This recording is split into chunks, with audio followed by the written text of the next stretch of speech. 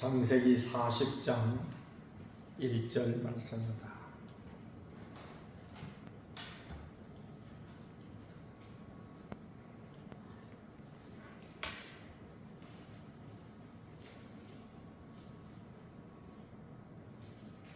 창세기 40장 1절. 그 후에 애굽 왕의 술 맡은 자와 떡 굽는 자가 그들의 주인 애굽 왕에게 범죄한지라. 바로가 그 두 간원장 곧 술 맡은 간원장과 떡 굽는 간원장에 고하여 그들을 친위대장의 집안에 있는 옥에 가두니 곧 요셉이 갇힌 곳이라. 친위대장이 요셉에게 그들을 수종들게 하매 요셉이 그들을 섬겼더라. 그들이 갇힌 지 여러 날이라. 옥에 갇힌 애굽 왕의 술 맡은 자와 떡 굽는 자 두 사람이 하룻밤에 꿈을 꾸니 각기 그 내용이 다르더라. 아침에 요셉이 들어가 보니 그들에게 근심의 빛이 있는지라. 요셉이 그 주인의 집에 자기와 함께 갇힌 바로의 신하들에게 묻되 어찌하여 오늘 당신들의 얼굴에 근심의 빛이 있나이까. 그들이 그에게 이르되 우리가 꿈을 꾸었으나 이를 해석할 자가 없도다. 요셉이 그들에게 이르되 해석은 하나님께 있지 아니하니까 청하건대 내게 이르소서. 술 맡은 간원장이 그의 꿈을 요셉에게 말하 이르되 내가 꿈에 보니 내 앞에 포도나무가 있는데 그 나무에 세 가지가 있고 싹이 나서 꽃이 피고 포도송이가 익었고 내 손에 바로의 잔이 있기로 내가 포도를 따서 그 즙을 바로의 잔에 짜서 그 잔을 바로의 손에 드렸노라. 요셉이 그에게 이르되 그 해석이 이러하니 세 가지는 사흘이라. 지금부터 사흘 안에 바로가 당신의 머리를 들고 당신의 전직을 회복시키리니 당신이 그 전에 술 맡은 자가 되었을 때에 하던 것 같이 바로의 잔을 그의 손에 드리게 되리이다. 당신이 잘 되시거든 나를 생각하고 내게 은혜를 베풀어서 내 사정을 바로에게 아뢰어 이 집에서 나를 건져 주소서. 나는 히브리 땅에서 끌려온 자여 여기서도 옥에 갇힐 일은 행하지 아니하였나이다. 떡 굽는 간원장이 그 회색이 좋은 것을 보고 요셉에게 이르되 나도 꿈에 보니 흰떡 세 광조리가 내 머리에 있고 맨 윗 광조리에 바로를 위하여 만든 각종 구운 음식이 있는데 새들이 내 머리에 광조리에서 그것을 먹더라.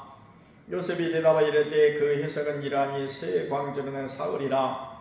지금부터 사흘 안에 바로가 당신의 머리를 들고 당신을 나무에 달리니 새들이 당신의 고기를 뜯어먹으리이다 하더니 제3일은 바로의 생일이라. 바로가 그의 모든 신하를 위하여 잔치를 베풀 때에 술 맡은 간원장과 떡 굽는 간원장에게 그의 신하들 중에 머리를 들게 하니라. 바로의 술 맡은 간원장은 전직을 회복하며 그가 잔을 바로의 손에 받들어 드렸고 떡 굽는 간원장은 매달리니 요셉이 그들에게 해석함과 같이 되었으나 술 맡은 간원장이 요셉을 기억하지 못하고 그를 잊었더라. 아멘.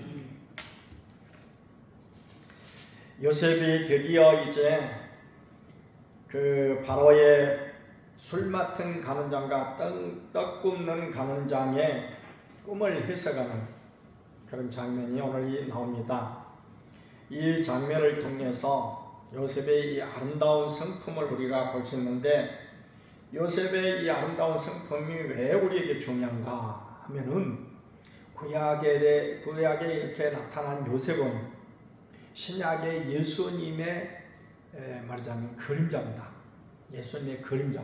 그러니까 구약 시대 지금 이제 예수님이 나타나기 전에 한참 수천 년 전에 이 나타난 요셉이라고 하는 사람은 앞으로 수천 년 후에 나타날 예수님이 어떤 분이신가 하는 것을 대강 이렇게 보여주는 그런 사람이다. 그런 얘기죠. 그렇기 때문에 예수님이 마치 이렇게 요셉처럼 예수님이 어떻습니까? 태어나자마자 바로가 이제 헤롯이 그를 죽이려고 하니까 애굽으로 피난을 가죠. 그러니까 이스라엘 사람들 야곱의 아들과 가운데서 누가 그야말로 그 요셉을 죽이려고 했습니까? 그 형제들이 그야말로 아버지 심부러 온 요셉을 팔아가지고 애굽에 넘겨버렸죠. 그래서 요셉이 난데없이 가나안 땅에서 애굽으로 가게 됐단 말이에요. 마치 우리 예수님이 그야말로 태어나자마자 이제 얼마 안 돼가지고 애굽으로 피난을 가듯이 요셉은 피난을 간다. 근데 거기서 그야말로 이제 오랫동안 예수님이 계시다가 이제 오시게 된다고는 다시 유대 땅으로. 근데 요셉은 그런 예수님의 모형이 돼가지고 애굽에서 계시다가 애굽에서 그야말로 그는 그런 예수님과 달리 이제 총리가 됩니다만은, 그래서 예수님의 모형으로 나타나신 분이 요셉이기 때문에 요셉의 이와 같은 어떤 그의 행위, 이것은 우리가 예수님을 믿는다고 하는 것은 무엇입니까? 예수님의 행위를 본받아서, 말과 행위를 본받아서 우리가 예수님처럼 살고자 하는 것이 바로 예수님을 믿는 것이 되겠죠. 그렇기 때문에 오늘 요셉이 어떻게 했는가 하는 것을 이렇게 보면서 우리도 그렇게 살아야 되겠다라는 것을 여기서 교훈받아야 할 것입니다. 첫째로 요셉은 갇힌 자가 됐어요. 그것도 억울하게 갇힌 자가 됐습니다는 오히려 옥에 갇혀서도 다른 사람들을 섬기는, 그러니까 다른 사람들을 위로하는, 자기가 지금 위로받아도 델뚱말뚱한 이런 처지에 있죠. 왕의 제수들이라든지 이런 사람들은 일시적으로 갇힌 거예요. 그렇지만 요셉은 그것도 다른 나라에서 온 종으로서, 이것은 한번 감옥에 갇히면 사실은 그 감옥에서 죽어서 나오지 않는 한은 쉽게 나오지 못하는 그런 처지에 있죠. 누구보다 또 요셉의 처지는 안타까운 그런 처지고 정말 불쌍한 그런 모습인데, 오히려 이 요셉이 자기보다도 훨씬 형편이 나은 사람들을 위로하는 이와 같은 일들을 하게 됐다.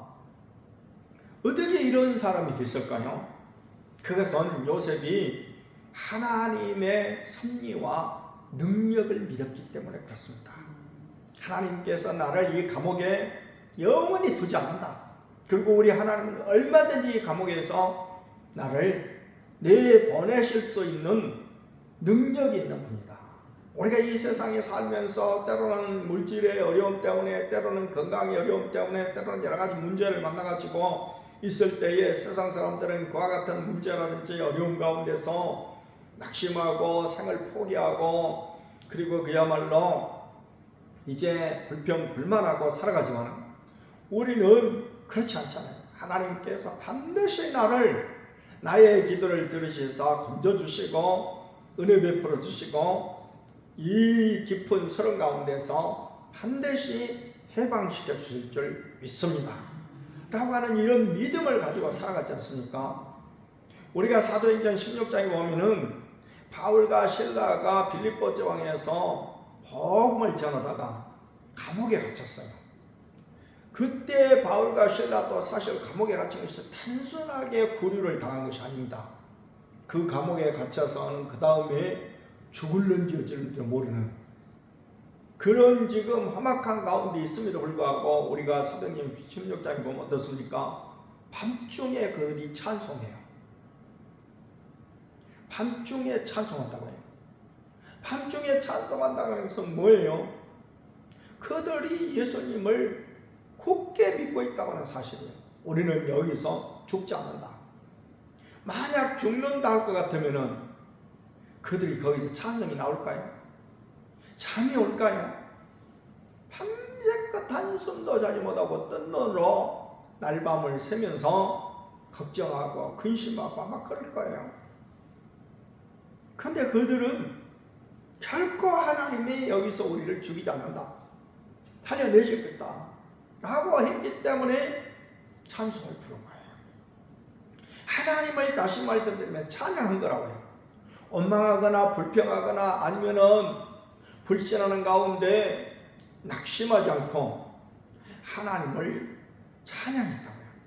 그럴 때 어떻습니까? 지진이 나가지고 옥토가 움직이고 쇠사슬이 다 풀리고 옥문이 다 열리고 이렇게 해서 오히려 채소를 제대로 그야말로 이 관리를 못했다고 하는 그런 자책감에 목사장이 스스로 자결하려고 하는, 자살하려고 하는 것을, 그때 당시에는 전기가 없기 때문에 오기 깜깜하다고요. 그것도 지하 그야말로 토굴 옥이니까. 그러니까 도망치지 않은 바울이 이렇게 딱 볼 때에 지금 문 옆에 서 있는 그런 사람은 희미하게 보일 거 아니에요. 그 사람은 안에가 안 보이죠. 그러니까 죄수들이 다 도망가 버린 줄 알고 그야말로 자기 책임감 때문에 이제 자살을 하려고 할 때에 몸에 칼을 대지 말아라. 우리 지금 아무도 도망 안 가고 우리 지금 여기 있다. 그렇게 될 때에 그 죄수가 그 옥사장이 어떻습니까? 선생님들아, 내가 어떻게 해야 구원을 얻으리까? 깜짝 놀라가지고 정말 어떻게 이런 사람들이 있는가? 옥문이 조그만 열렸어도 그냥 틈만 나면 도망치려고 하는 것이 죄수의 심정인데, 어떻게 이렇게 옥문이 활짝 열리고 밤중인데 도망도 치지도 않고 있는가? 그러니까 이 사람들은 보통 사람이 아니다 이거예요. 그렇기 때문에 선생들아 그러잖아요. 야이놈들아 그러지 않고 선생들아. 그럴 때 우리가 아는 유명한 말씀이 여기 나오죠. 주 예수를 믿어라. 그리하면 너와 내 집이 구원을 얻으리라. 그리고 그야말로 그 사람이 자기 집으로 모셔가가지고 맞은 상처를 다 치료해주고 밥도 주고 그와 더불어서 온 가족이 예수를 믿는 이런 놀라운 역사가 나타났죠. 바울이 여기서 그렇게 밤중에 찬송할 수 있었던 것도 하나님의 섭리와 능력을 믿었던 거예요. 오늘도 마찬가지입니다. 인생을 살아갈 때 예수 믿는 사람이라고 해서 그야말로 아무런 일도 없고 어려움도 없고 문제도 안 생깁니까? 그렇지 않습니다. 세상 사람과 똑같아요. 그렇지만은 그것을 바라보는 관점은 전혀 다른 것이 우리 예수 믿는 사람인 것입니다. 어떤 사고라든지 문제가 생길 수 있어요. 하지만 그것에 대한 태도가 우리는 다른 거예요. 믿음으로 바라보는 거예요. 그것을. 이것이 믿음의 사람의 힘인 것입니다. 하나님이 틀림없이 나에게 좋은 결과를 주실 것이다. 나를 살려주실 것이다. 라고 하는 하나님의 섭리와 그리고 하나님의 능력을 요셉은 믿었기 때문에 오히려 그 사람들보다도 훨씬 여유 있는 태도를 지녀서 그 사람들을 위로하는 이와 같은 삶을 살았다라는 것입니다. 두 번째는 14절 가운데 보니까 이제 그 술 맡은 간원장의 꿈을 딱 듣고 나더니 요셉이 하나님의 지혜로 그것을 해석을 합니다. 지금부터 사흘 후에 바로가 당신을 감옥에서 이렇게 탈출시킬 것이다. 그리고 전에 당신이 했던 것 같이 바로에게 술을 이렇게 갖다 주는 이런 술 맡은 일, 그러니까 전에 하던 직분, 전직을 회복할 것이다. 그러면서 이 요셉이 14절에 당신이 잘 되거든 나를 생각하고 내게 은혜를 베풀어서 내 사정을 바로에게 아뢰어 이 집에서 나를 건져 주소서. 건져 주소서. 나는 감옥에 갇힐 바는 아무런 일도 하지 않았습니다. 그러니 나를 좀 잘 왕에게 얘기해가지고 왕이 한마디만 하면 딱 풀려나는 거죠. 그래서 잘 얘기해달라고 이렇게 말합니다. 어찌 보면은 그야말로 대단히 자기 살기 위해서 애쓰는 것 같지만 그게 아니죠. 사실적인 것을 지금 말하는 것이죠. 나는 지금 억울하게 지금 감옥에 있다. 다른 말로 바꾸면 사심이 없는 태도입니다. 우리가 어떤 직분을 맡았을 때에 굉장히 중요한 것이 바로 이겁니다. 오늘날 그야말로 공직을 맡는 사람들을 우리가 여러 가지로 이렇게 그야말로 이렇게 검증을 하게 될 때에 가장 중요한 게 그거예요. 그 사람이 공직을 맡아가지고 정말 공직을 맡았다고 하는 이와 같은 공직의식이 있는가? 내가 나라를 위해서 그야말로 장관직을 맡았을 때 이것은 나라를 위해서 내가 일을 해야지. 이 직분을 통해서 내가 내 돈 벌기 위해서 아니면 내 권력을 행사하기 위해서 그러면 안 된다고요. 천재 기재는 대통령이 됐습니다만 윤석열 대통령의 부인인 김건희 여사는 어떻습니까? 자기 직분을 가지고 자기 욕심 채우는데 애를 썼다고요. 이게 지금 이제 청문회를 통해서 이제 낱낱이 드러날 거예요. 그가 관계되지 않은 것이 없어요. 심지어는 지금 일부의 사람들에게서는 그 친정 식구들, 그러니까 친정 엄마라든지 아니면 오빠라든지 이런 사람들이 인천 세관을 통해서 마약을 누가 마약을 밀수를 했는데 이 같은 것들을 그러니까 윤 대통령 하고 있을 때 김건희 여사가 무마를 시켰다. 평택항을 통해서 또 뭐가 밀수가 됐는데 그것도 무마를 시켰다. 지금 방송에 이렇게 막 나오지 않는 이와 같은 것들 건수가 너무너무 많대요. 사심을 가진 거예요. 사심을. 전에 이명박 대통령이 왜 실패한 대통령이 됐습니까? 그렇게 돈이 많은 거예요. 돈 많은 사람이 욕심이 많아요. 더 욕심 많아요. 그렇게 돈 많은 사람이 국가를 운영하면서 이렇게 하다 보니까 정말 눈먼 돈이 많잖아요. 감쪽같이 그거 없애버리면 없을 수 있는 돈이 있다고요. 옛날 박정희 대통령은 장제개발 5개년 그런 사업을 하면서 많은 이게 대기업들이 와가지고 나에게 그것 좀 주십시오 할 거 아닙니까? 그러면 그냥 와서 그렇게 달라고 할까요? 그럼 누가 줘요? 그런데 그 사람들이 와가지고 때로는 그렇게 사정 안 했어도 이 기업은 예를 들어 현대건설은 고속도로를 넣는데 능력이 있다. 줬단 말이에요. 감사해가지고 돈을 보따리로 갖고 오는 거예요. 돈을 보따리. 그래서 박정희 대통령 돌려보냈대요. 나한테 이거 쓰지 말고 국가를 위해서 써라. 이게 대통령 아닙니까? 이게 공직의식이에요. 그런데 잘못된 사람들은 그렇게 가져온 돈도 다 받을 뿐만 아니라 전두환이 같은 경우는 압력을 넣었잖아요. 돈 내도록 은근히 압력을 넣은 거예요. 수천억을 먹었지 않습니까? 수천억을 먹었어요. 사심이 들어가면 안 됩니다. 하는 일도 마찬가지예요. 사심이 들어가면 안 돼요. 오늘 요셉은 사심이 없는 사람이에요.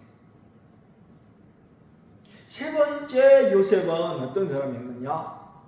불평불만이 없어요.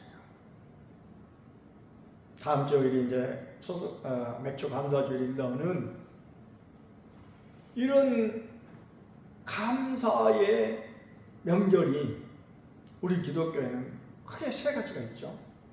하나는 6월절.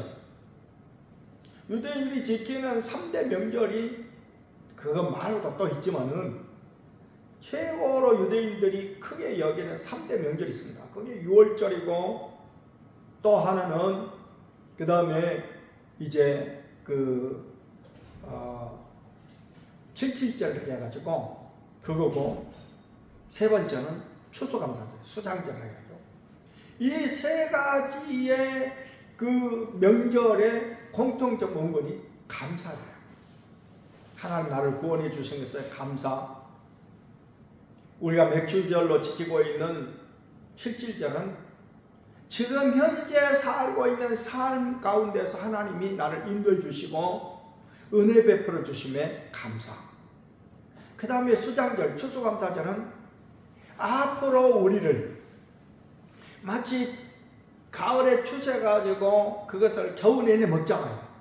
그렇듯이 우리 인생의 겨울, 노년이라든지 아니면 더 큰 이제 겨울, 그건 뭡니까? 영원 안식에 들어갈 때 거기까지 나를 구원해 주시고 인도해 주심을 믿고 인도해 주실 것을 믿고 감사하는 절기. 그래서 6월절은 과거의 구원해 주심에 대해서 감사, 지금 우리가 지키려고 하는 맥주 감사절은 현재 우리를 인도해 주시고 구원해 주심에 감사. 그 다음에 추수감사절, 수상절은 미래의 우리를 천국에까지 인도해 주심에 감사. 다 감사와 연결되어 있습니다. 그래서 성도의 삶은 모두가 감사다. 감사는 어떤 사람이 감사하느냐? 은혜를 아는 사람이 감사합니다.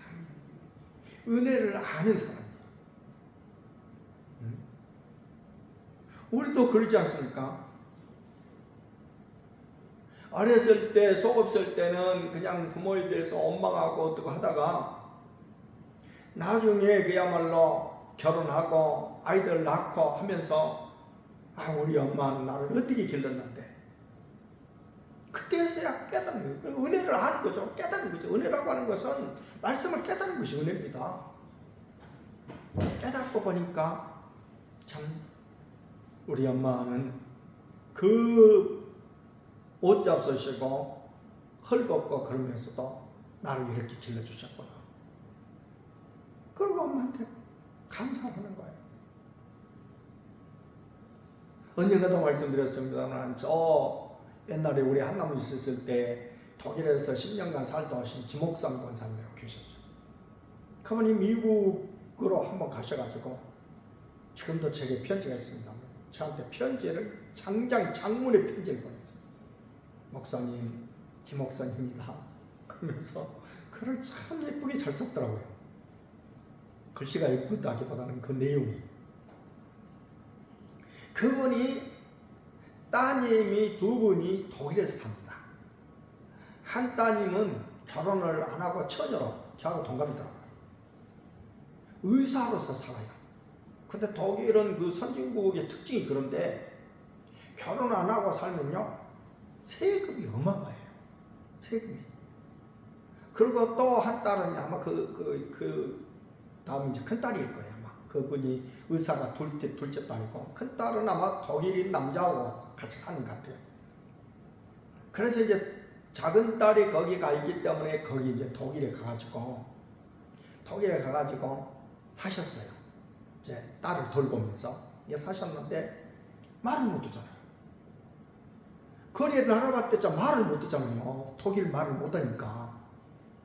그러니까 처음에는 그냥 아주 향수병에 걸려가지고 아주 그냥 꿈만 꿔도 한국 꿈, 그러면 가만히 앉아있어도 한국 모습만 보이고 막 이래가지고 막 벌떡 나가지고 막 견딜 수 없었는데 그래도 권사님이시니까 그래서 하나님 기도를 한 거예요.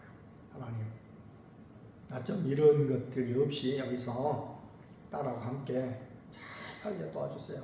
이렇게 하는 가운데 하나님이 그러면 그 지루한 시간에 말씀을 읽어라. 말씀을 읽은 거예요. 수십 동을 했어요. 말씀을 매일 앉아서 기도하고 말씀 읽고 기도하고 이렇게 사니까 그런 것이 없어진 거예요. 그래서 10년을 살고 마침 또 언니가 우리 동네에 살기 때문에 그 언니를 따라서 같이 사셨고 그러면서 새벽 기도를 나오셨고 엄청 은혜를 받아요. 네? 목사가 말씀을 전하는데 엄청 은혜를 받아요. 왜요? 말씀을 그만큼 많이 하니까 은혜가 되는 거예요.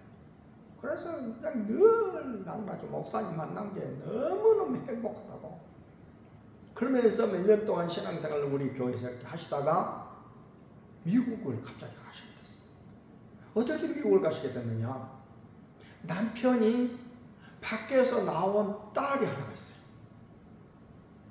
남편이 밖에서 딸을 하나 낳아가지고 핏덩이를 데리고 온 거예요.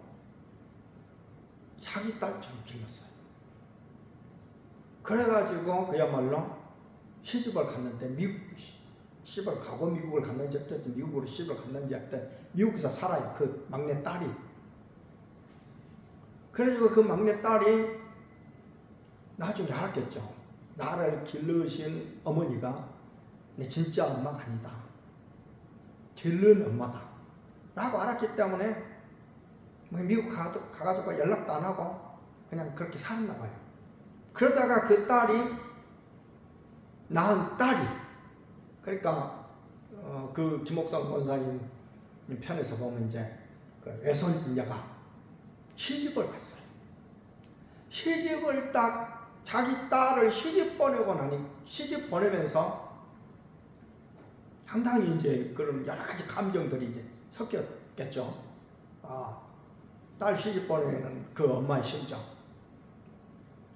내가 낳은 딸을 시집 보내는데도 이렇게 그냥 마음이 허전하고 막 이러는데 우리 엄마는 나를 길러주신 엄마는 낳지도 않았는데 잘 길러가지고 당신이 낳은 것처럼 뱃속에서 낳은 것처럼 길러가지고 나를 시집 보냈는데 나는 그 엄마에 대해서 뭐를 했느냐 이런 생각이 되어지니까 엄마한테 편지를 썼어요.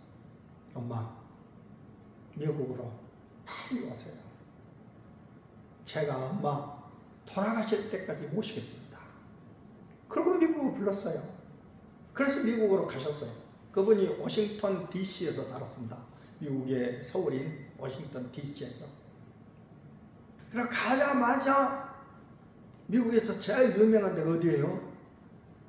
바로 저 나이아가라 폭포죠. 나이아가라 폭포. 그걸로 그야말로 다 구경을 시켜준 거예요. 이것을 편지하다가 그냥 생생하게 썼어요. 목사님. 미국이란 땅덩어리가 얼마나 먼지요. 워싱턴 DC에서 나이아가라 폭포까지 비행기로 가는데 또 수시간을 가요. 그러면서 그냥 꼭 소녀 같아요. 그때 당시에 80이 넘었는데 70 몇 살 때 우리 교회에 계셨으니까 80이 아마 가까웠을 텐데 소녀가 그냥 무슨 연애 편지 쓰는 것처럼 그냥 얼마나 예쁘게 그 내용이 예쁜지 알 수 없어요. 나이아가라 폭포를 갔는데 너무너무 멋있고 그냥 이런 별천지가 있는지 몰랐다고. 그러면서 그냥 편지를 썼는데 그 편지의 그 내용 가운데서 아주 중요한 아까 말씀드린 딸이 그동안 엄마의 그와 같은 심정을 이해를 못하다가 엄마에 대한 감사가 없다가 자기가 딸을 시집 보내고 나니까 시집 보내는 엄마의 심정을 깨달은 거예요. 우리말로 하면 은혜를 받은 거죠. 그러니까 은혜 받으니까 어떻게 해요? 감사가 나오는 거예요. 그래서 우리 성도의 삶은 범사에 감사하고 있죠. 어떻게 감사가 나와요? 은혜를 깨달은 거예요. 은혜를 깨달아야 나 같은 사람을 하나님이 건져주시고 나 같은 사람을 이 자리에 앉혀주셔서 이런 직분을 주셨으니 이게 하나님 은혜 아니에요? 언젠가 또 말씀드렸습니다만은 저는 늘 그런 생각을 합니다. 제가 목사가 안 됐다면 교회라도 제대로 다녔을까? 별로 믿음이 없었어요. 제가 사실 신학할 때. 그리고 설령 믿음 생활을 할 것은 같아요. 그때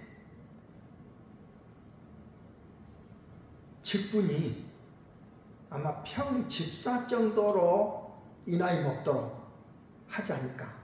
그러니까 겨우 주일날 교회만 나오지 막 열심히 기도도 안 하고 열심히 전도도 안 하고 아마 그러지 않았을까. 그렇게 간혹 생각을 해봅니다. 그렇게 생각이 들 때에 그 하나님 은혜가 얼마나 고마워요. 나 같은 사람을 목사 만들어서 그래도 날마다 그야말로 기도하게 하시고 말씀 준비하게 하시고 지금 얼마 안 남았다고 생각하니까 작년부터서는 전에도 그랬지만은 어린이날 쉬지 않습니다. 어린이부터 나와가지고 말씀 구성하고 일주일 그 말씀 묵상하면서 이렇게 말씀을 만들어 갑니다. 하나님의 사람은 하나님의 은혜를 깊이 깨달았기 때문에 그 입술에서 불평불만이 없는 사람이에요. 하나님의 사람의 특징이 바로 그겁니다. 이스라엘 백성들이 그들을 노예에서 해방시켜서 아무것도 없는 광야길에서 반석을 터가지고 물을 내주시고 하늘에서 만나를 내주셔서 먹고 살게 해주셨는데도 그들 가운데 감사하는 사람이 얼마나 있었어요? 늘 불평불만이에요. 늘 불평불만. 그래서 교회에서도 믿음 없는 사람이 불평불만합니다. 뭐가 부족해서 불평불만이 아니고 사실 믿음이 없으면 불평불만이 나와요. 그러나 먹을 것도 제대로 없고 몸은 아프고 해도 하나님 은혜가 깨달아지고 믿음이 있으면 이 불평불만이 사라져요. 그리고 그 입에서 나오는 것이 뭐겠습니까? 감사가 나옵니다.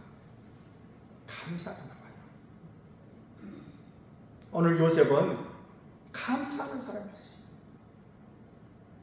다니엘도 보면 감사하는 사람이었죠. 다윗도 보면 시편에 150편 가운데서 무려 반에 가까운 72편을 다 썼어요. 근데 그 시편의 대부분의 내용이 뭐예요? 감사예요. 감사예요. 그래서 우리 성도의 언어는 감사인 줄 믿습니다. 감사해요. 신앙이 깊어지고 차원이 높아지면요, 그냥 감사하게 되어 있습니다. 제가 초창기에 그 30대에 목사가 돼가지고 시골 가면 우리 큰어머니가 항상 하시는 말씀이 있어요. 감사해라. 감사해라. 아무리 봐도 목사인데도 감사할 것이 하나도 없는데 개척기 하면서 얼마나 힘들고 하는데 내 속으로 큰어머니 그걸 아세요 지금? 나는 굶기를 밥 먹듯이 하고 하는데 근데도 그냥 감사해라. 내가 감사해라. 나중에 이렇게 보니까 그 큰어머니의 신앙이 저보다 훨씬 차원이 높았던 거예요. 그러니까 깨달은 것이 수십 년 동안에 깨달은 결론이 모든 게 하나님 은혜예요. 그러니까 감사해요. 무조건 감사하고 했던 거예요. 지금 그 목사인 조카가 얼마나 고생을 하는가, 아니면 어렵게 지내는가, 그것은 알 바가 아니에요. 믿어보니까, 내가 믿어보니까,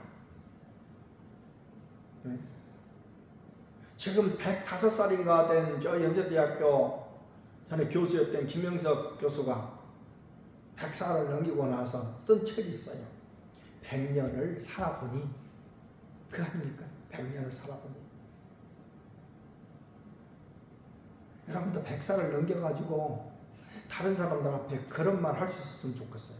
내가 100년을 살아보니 인생이란 이런 거더라. 내가 지금까지 신앙생활하고 내가 권사로서 수십 년간 이렇게 봉사하고 보니, 헌신하고 보니 믿음은 이렇게 해야 되겠더라. 그런데 그 믿음에 아주 깊은 분들의 고백은 다른 게 아니에요. 너무나 뻔해요. 감사해야 되겠다라는 것이죠. 감사해요. 여러분, 그래서 우리 현실적으로도 감사해야 될 뿐만 아니라 다른 사람에게 또 이 감사를 물려줄 줄 있어야 돼요. 전파할 수 있어야 돼요.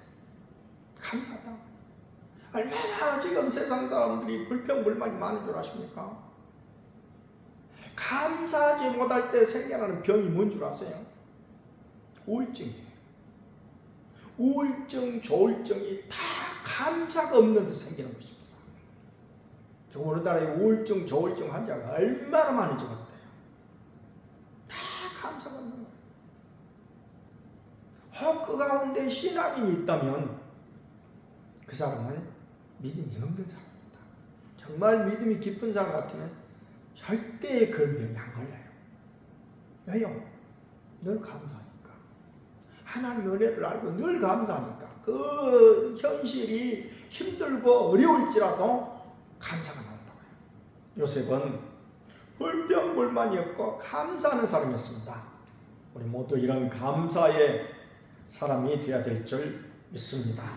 말씀을 생각하시면서 또 우리 태신자를 위해서 또 우리 오실 후임 목사님을 위해서 기도하시고 여러분 기도하시고 하시길 바라겠습니다. 함께 기도드리겠습니다. 거룩하시고 자비로우신 하나님 아버지, 요셉은 우리 믿음의 모델입니다. 요셉은 정말로 이와 같이 자신이 더 어려운 처지에 있고 더 형편없는 지금 상황 가운데 처해 있음에도 불구하고 다른 사람들을 위로하는 이와 같은 놀라운 성품을 지닌 사람이었습니다. 뿐만 아니라 그가 일을 맡아서 사심없이 일했던 모습을 보게 될 뿐만 아니라 무엇보다도 불평불만이 없는 감사의 삶을 살았습니다. 많은 사람들, 예수 믿는 사람을 바라보게 될 때에 불평하고 원망하고 세상을 탓하고 사는 사람보다는 오히려 너무나 열악한 처지 가운데 있으면서도 늘 감사하게 될 때에 다른 사람들이 우리를 다르게 볼 줄 믿사옵나니 우리 모두가 요셉처럼 늘 감사하는, 어떠한 상황 가운데서도 감사하는, 또한 하나님 아버지 참으로 많은 사람들과 비교해서 너무나 이게 열악한 상황 가운데 놓여 있을 때라도 감사하는 우리 모두가 다 되게 하여 주시옵소서.